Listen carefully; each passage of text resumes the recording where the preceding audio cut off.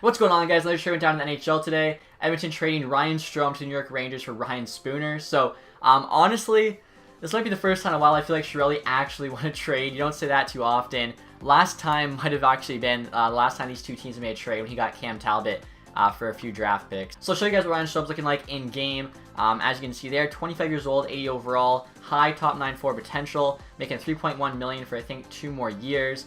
25 years old, so he's got a couple more years left to grow. 5th overall pick back in 2011. I don't know if you could call him a bust because he's like still in the NHL, but he definitely hasn't lived up to the hype. He's kind of like in that territory where you're not a bust where you're like out of the NHL, but you're definitely not where you're supposed to be. Like, I don't know what the word is for. I guess you could call it a bust still. So yeah, 3.1 million there for 2 more years. Also want to show you guys his stats. Last year definitely could have been better. 34 points there in 82 games on an Oilers team, which obviously has McDavid, Draisaitl. You'd think he will at least break 40 points, but that was not the case. So Edmonton decided they wanted to shake up, and I feel like they actually made out really well here in this Rangers trade. Not only do I think Spooner's the better player, but they also got the Rangers to retain salary, which is kind of amazing. So Ryan Spooner here, 26 years old, 81 overall, low top 6 forward, so you can kind of see at least how EA views the two players. Ryan Strome's high top 9, so they see him more of a 3C, where Ryan Spooner there, low top 6, they think obviously he's more of a scorer and could actually turn into that top 6 player here. Not much time left though, at 26, at least in game, you have 1 year left to grow. So he's making $4 million there, also for 2 more years, and they're retaining $900K, which means the money is like exactly even. Very similar to the trade went down a couple days ago. So I'm hoping just we keep the trades coming here. I love it. So yeah, 26 years old, 81 overall. Roll there, second line forward. I forgot to check Ryan Strome's. I think his was 3rd line. Second round pick back in 2010 by the Boston Bruins. I believe he was involved in the Rick Nash trade at last year's deadline. Obviously, Ryan Strome, Edmonton flipped Jordan Eberle for, so this kind of turns into Eberle for Spooner. Doesn't really look much better than Eberle for Strome, but it actually could be a better trade, surprisingly. So yeah, $4 million there for 2 more years. And looking at his stats quick here, as you can see, he actually had a lot better production last year. Put up more points there at 41, and in much less games. He only played 59 games, so his points per game there is not bad at all. Like, call it 40 and 60, that's a .66, you know, points per game average, where Strome was like less than 0.5. So Spooner's definitely a more offensive player. I'm not sure if they're going to have him play 3C, if they're going to have him play on the wing on the second line with Draisaitl. Obviously, he's versatile, similar to Ryan Strome, can play center, can play wing.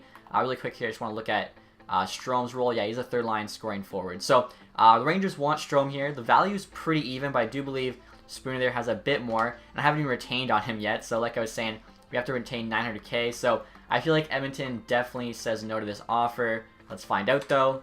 Or sorry, the Rangers, and they do say no, so we'll try it the other way around now. I feel like Edmonton will probably say yes. So like I was saying, guys, we're not going to try to trade from the Rangers' perspective. As you can see here, Edmonton does want Ryan Spooner in game. Also, totally forgot to mention too, in the game, both teams have hopeful status, but in real life, I think the Rangers right now are like 2nd in the division, but I don't know, I don't see that last team. Same goes for like the Vancouver Canucks. I think they're just teams that have kind of got fire early, but I don't see it continuing. And then Edmonton right now is fighting for a wild card spot, currently on the outside looking in. So Edmonton obviously wants that shakeup. The Rangers, honestly, this might be like a sneak tank. They might be trying to like sneakily get worse. I don't really know. I honestly don't know what they're thinking from their perspective. Maybe they want a more defensive center in Strome. I feel like Strome might have the better defensive game, and Brett Howe's been playing better, so having him as the 2C behind Zibanejad, Strome will fit in better as the 3C opposed to Spooner. But anyways, we'll see what happens here. I assume, yeah, Edmonton does say yes. Again, I think overall Spooner is the better player right now. He's got more talent, so if Edmonton's looking for some more offense, I think that's better for them. And if the Rangers are looking for more defense, then maybe the trade's really not too bad on their side either. Also, guys, forgot to mention, both players have started off on really slow starts. Ryan Spooner's got 2 points in 16 games, and Ryan Strome has 2 points in 18 games. So just like the trade we saw a couple days ago, I feel like both these players could definitely benefit from a change of scenery. Alright, guys, ready to look at Edmonton's team after the trade. The lineup here is based off what I'm seeing online, so I didn't even realize that they broke up McDavid and Nuge. I thought that line was working quite well. So they have Kajula, McDavid, Draisaitl on the first, Ratty, Nuge, and Spooner on the second. Lucic, Kara, Ryder on the third. Ryder's currently injured, but if he's healthy. And then Cassian, Brodziak, and Chiasson on the fourth.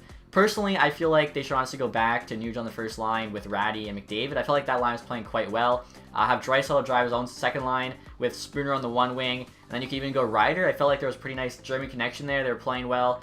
Third line here, you can go Lucic, Kara, and then not even Kajula. I'd probably put in Puljujarvi here in place of Chiasson. I don't know why Puljujarvi got sent on the AHL. I feel like they got to give him a chance to play. Even put him on the second line. Yamamoto, I'm not too upset with being in the AHL, develop his game. Defense here obviously hasn't changed. Looks like that. Same with the goalies. So again, I think this trade definitely helps Edmonton. Spooner is going to give them a more offensive presence than Strome did. So, and obviously, like I said before, not often do I get to say Chiarelli actually made a good trade. And here you guys an update look at the Rangers lines if they're healthy. Buchnevich, Zibanejad, and Zuccarello on the first. Nemestikov, Hayes, and Kreider on the second. I think I accidentally said Howden was second line center, but I believe Hayes or someone was injured when I was looking at it. So as you can see here, Chittle, Howden, Fast would be third line, I think. And then Lettieri, Strome, and VC on the fourth. So if they had Spooner playing on the fourth line at one point, I feel like Strome probably does fit that role better. Kind of crazy the Rangers have that much depth on forward. Obviously, they don't have like a superstar, but they do have a decent amount of depth there. Defense, there's just a quick look at it, really hasn't changed. I feel bad for Lundqvist, though. I still feel like if he wants to win a Stanley Cup, he's going to have to get traded. But honestly, even though like Strome's playing fourth line center, maybe that's where Spooner was. They want to give Howden more ice time, Chittle, Anderson even.